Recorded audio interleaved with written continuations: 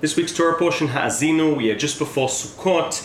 Haazinu is the song that God gives Moses to tell us. Remember, the song that'll ensure that we don't forget the Torah. And what is this song? Much like all the most powerful messages in the Bible, it's all about God gives us everything. At some point, though, we're going to go astray, and we just need to remember God alone is the one who's going to give us everything with the Torah and the mitzvahs and so on and so forth, and we'll live happily ever after. One verse I want to focus on, an extremely difficult verse. Hashem Badad yanchenu ve'en imo el nechar. According to the King James Bible, they get it wrong quite often, but still, the English translation here is the literal, and God alone will guide us or take us without any of the foreign gods. Now the Siftei Chachamim, so Rashi, and all the other Mefarshim, Rashi says, God alone. The Siftei Chachamim, Rabbi Shabtai Bas, 17th century, he says, this is Pshita.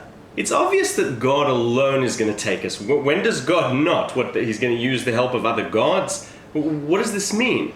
And in truth, also Ramban, has to deal with this, and he's sort of saying, it comes to say that, it's God and it's not the other sons of God, angels, and so forth. It's only God himself.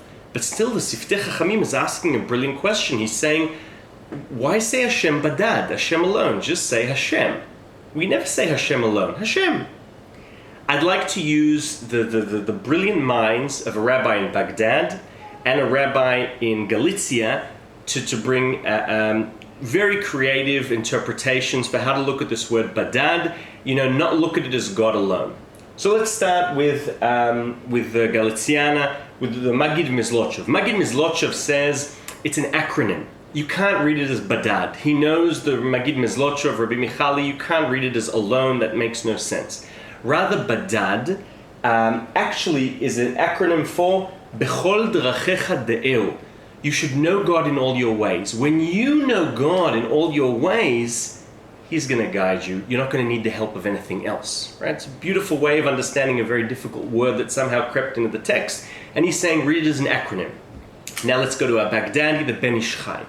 The famous Ben Ish Chai says, there's a famous midrash that Chazal teach us that, Latid Lavo, and happily ever after, today, to get clothes, to get food, you got to do a lot of stuff, right? If you cook at home and you don't do takeaway and buy bought food. But if you make your own food, you have to buy the wheat germ, you have to buy the flour, the eggs, the yeast.